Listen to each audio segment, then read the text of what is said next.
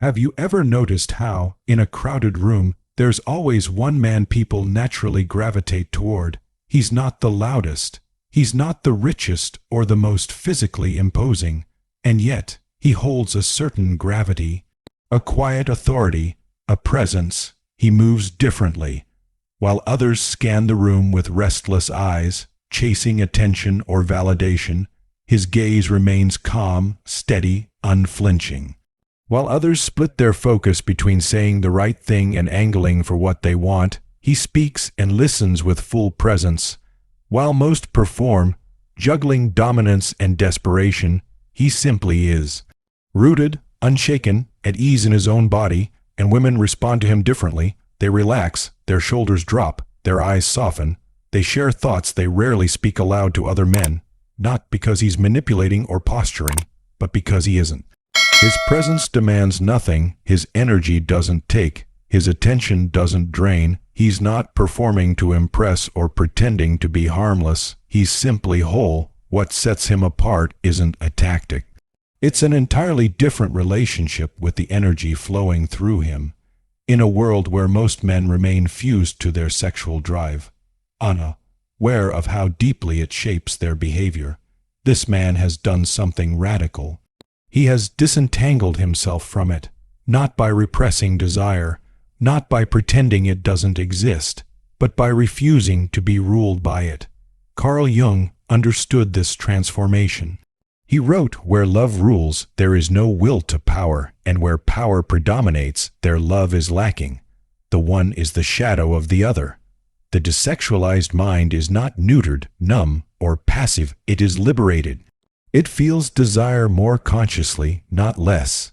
And in that consciousness, it no longer obeys unconscious drives. Look around you.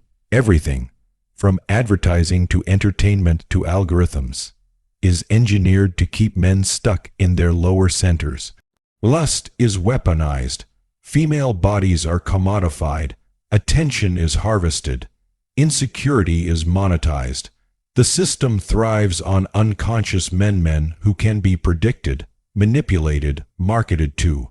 Men who chase, consume, obey.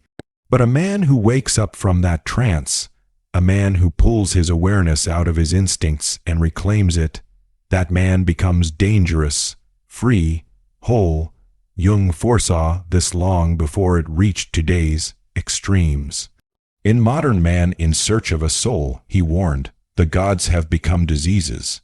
The archetypal forces we once honored through myth and ritual didn't vanish when we denied them. They mutated. They became obsessions. Compulsions, addictions, and the sexual instinct, stripped of its sacred dimension, became hollow, a cycle of craving without communion. In a world this fragmented, a man with even basic psychological integration becomes magnetic. His presence feels different, genuine, grounded, alive, and women can feel the difference. They know when a man is still identified with lust. His gaze lingers too long. His attention wanders. His body may be still, but his energy hums with need. He doesn't see her. He sees an opportunity, a body, a solution to his hunger. Even if his words are polished, even if he says the right thing, her nervous system detects it. She tenses, she guards, she keeps her distance. Because something in her knows, this man does not see her. He sees a mirror for his fantasy. Jung called this anima projection, when a man, disconnected from his own inner feminine, unconsciously projects her onto women. He doesn't relate to them as they are. He relates to what they symbolize for him. The result is always distortion, always pressure, always a quiet violence. But when a man cultivates a desexualized mind, when he integrates his anima rather than projecting her, everything changes. He begins to see women, truly see them, not as extensions of his hunger or fantasies, but as full beings in their own right. And women feel that difference. His gaze doesn't shrink them. His attention doesn't devour them. His presence doesn't require them to perform, please, or protect themselves. Instead, it invites them to be openly, freely, fully, not because he's harmless, but because he's whole. And in a culture drowning in performance, That kind of presence is both revolutionary and rare. They relax, not into passivity, but into genuine connection, no longer guarded, no longer scanning for hidden agendas, not because they've logically dissected your intentions, but because something deeper, their intuition, registers that they are being seen, not used. And intuition, especially in women, is often far more precise than conscious thought. What Jung called the withdrawal of projection is already in motion. As you integrate your own anima, the inner feminine, rather than casting it outward onto women, something shifts. You begin to perceive them not as fantasies or functions, but as they truly are, sovereign beings, not props for your inner drama. Jung once said, "The meeting of two personalities is like the contact of two chemical substances. If there is any reaction, both are transformed." But transformation only becomes possible when projection ends, when you stop using people as screens for your unconscious content. Have you noticed how women are magnetically drawn to men who aren't hungry for sexual validation? How they're pulled toward those who don't chase? This isn't strategy. This is differentiation. When your consciousness isn't locked in the endless pursuit of gratification, your energy speaks differently. You listen without filtering for opportunity. You respond to what's actually being said, not what might serve your hidden aims. You begin to relate, not perform, and here lies the paradox. The moment you stop chasing, you become more attractive. When you release others from the role of satisfying you, you create space for real connection. What Jung understood, and what many modern men never learn, is that true power doesn't diminish when you transcend your drives.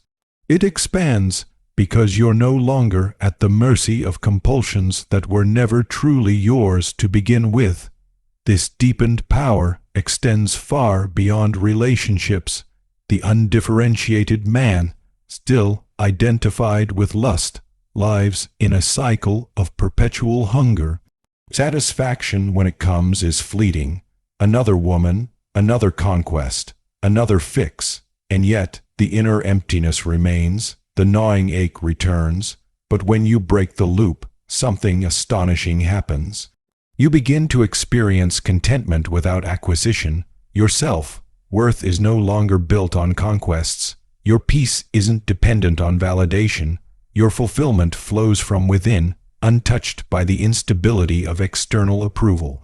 Jung called this the transcendent function, a psychic process that bridges opposites and produces a new, more complete orientation. Not repression, not indulgence, but integration. The desexualized mind doesn't ignore or suppress sexuality. It holds it in conscious relationship, no longer ruled by it, no longer fearing it. This creates a unity that contains both restraint and expression, clarity and depth. And this transformation doesn't stop at your psychology. It alters everything. What once was driven by the need to be seen now becomes a gift that sees others. Your work shifts from self-validation to authentic contribution. Your relationships grow from transaction into intimacy. Your presence stops consuming and starts giving, not because you've killed your needs, but because you've located them within a more expansive self. Have you noticed how life itself seems to respond differently to men who act from wholeness? Ancient teachings echo this: to the one who has, more will be given. Jung understood this not as religious dogma, but as a psychological law, a principle echoed in his concept of synchronicity, the mysterious harmony between inner alignment and outer events. When your psyche achieves internal order, the world around you begins to reflect that order. Meaningful connections appear, doors open, relationships deepen, not because you're forcing outcomes, but because coherence attracts coherence. People feel this state. They might not be able to explain why they trust you, why your presence eases their tension, why they remember what you say, but they do, because deep down we all resonate with integration.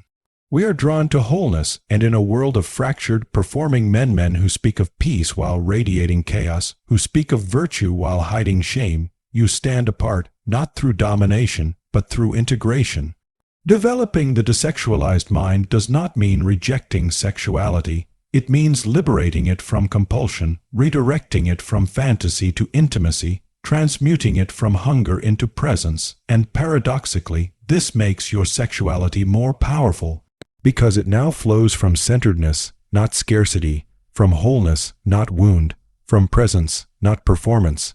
But this journey begins with one simple and terrifying shift: psychological objectivity. The ability to observe what's happening within you without immediately becoming it.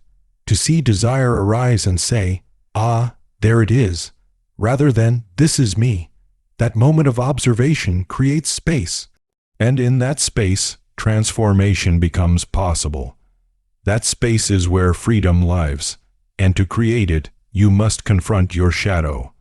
Not just the lustful or needy parts, but the weak, the insecure, the envious, the manipulative. Everything you've disowned, everything you've denied.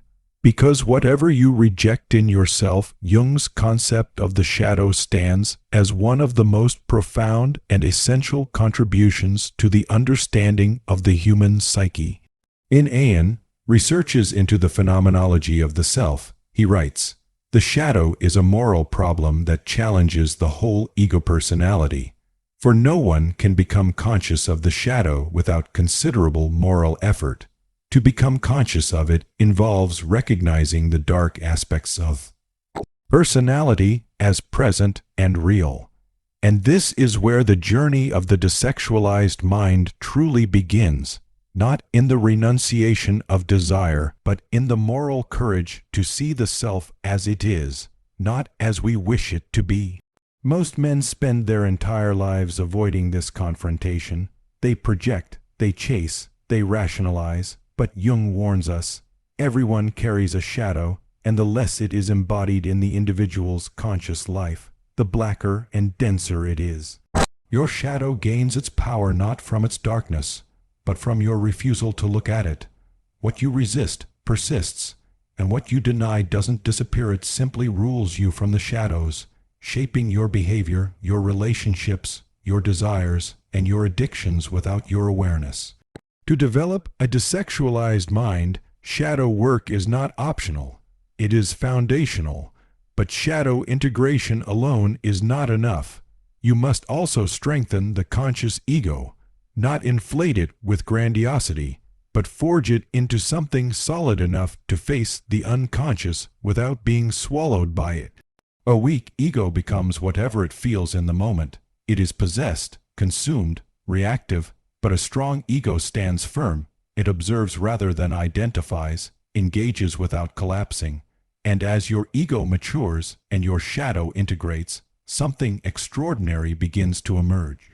Your inner world, which once felt fragmented, chaotic, and driven by competing instincts, begins to organize around a new center, not the ego, but something far greater, the self, the archetype of wholeness. The true organizing center of the psyche. Jung is precise in his distinction. The ego is the center of your conscious awareness, but the self is the center of your total psyche, embracing both what you know and what you do not, both the light and the dark. In 2 essays on analytical psychology, Jung writes, "The self is not only the center, but also the whole circumference, which embraces both conscious and unconscious. It is the center of this totality, just as the ego is the center of consciousness."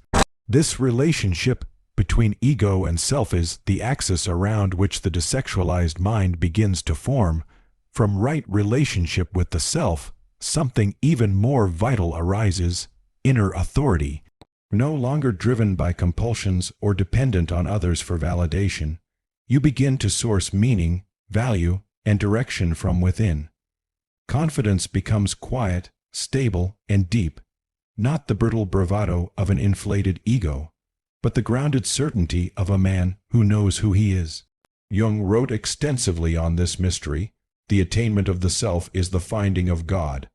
Not God as an external, dogmatic figure, but the God image within, the living center, the numinous force that brings order to the psyche. And it is through this sacred center that the desexualized mind emerges, not by denying libido, but by transmuting it, not by cutting off desire, but by refining it into something conscious, noble, and whole.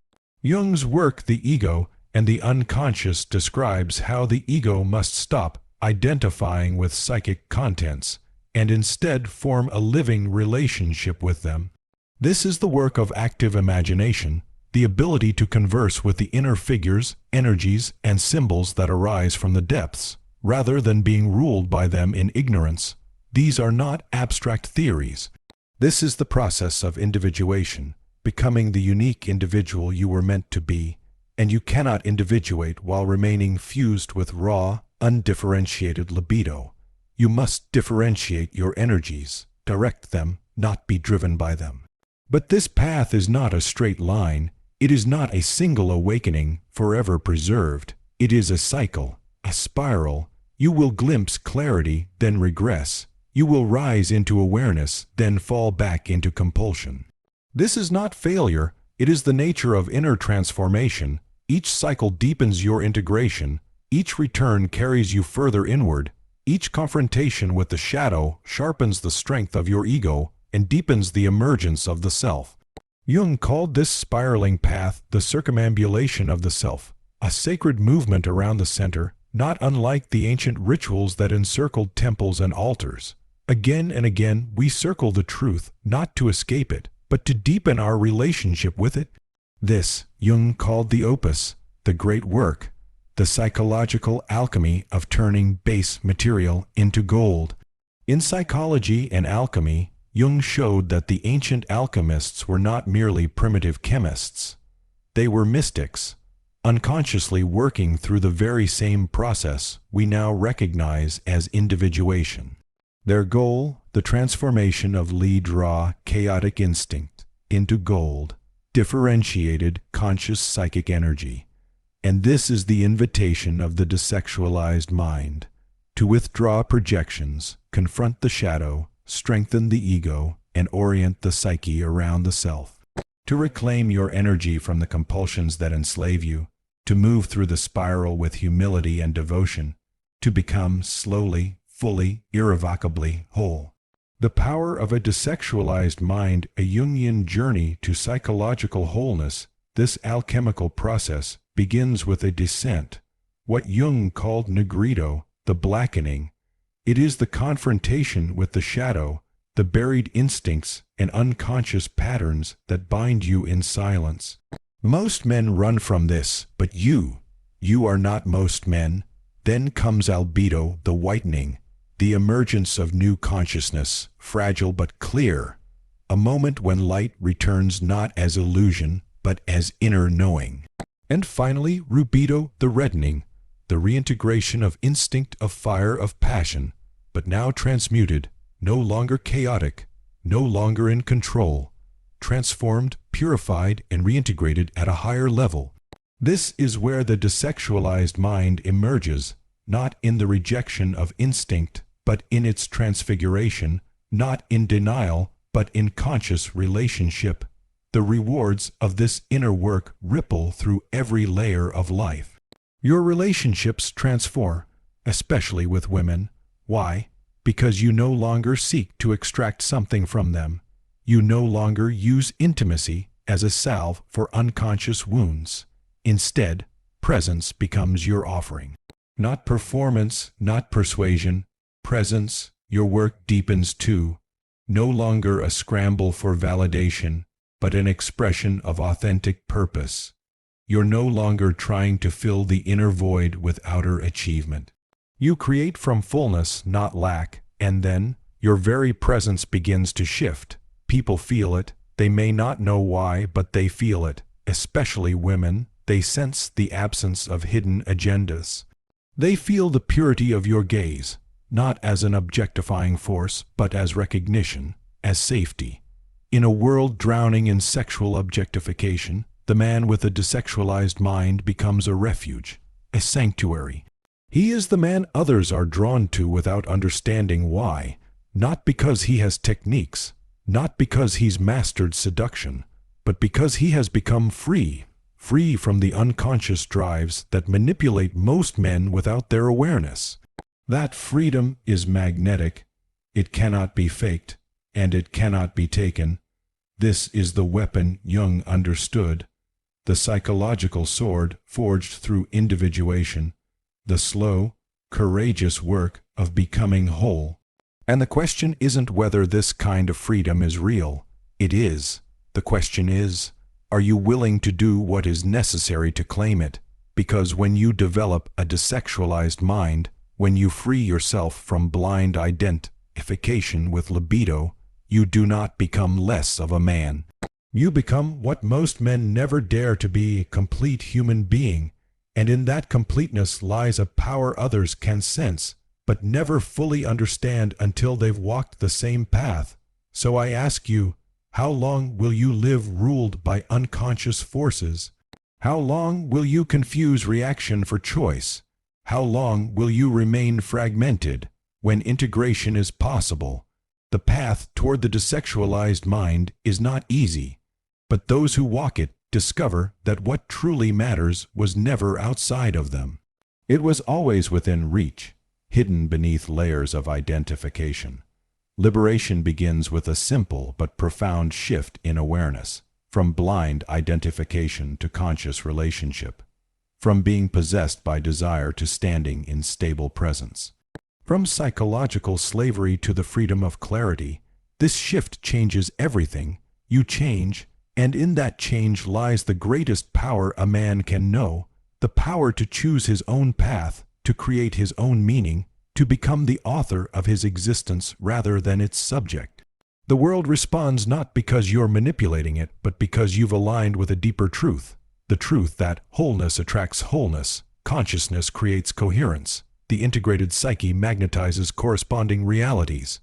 As Jung said, until you make the unconscious conscious, it will direct your life and you will call it fate. The desexualized mind reverses this equation. What was once fate becomes choice. What was once automatic becomes intentional.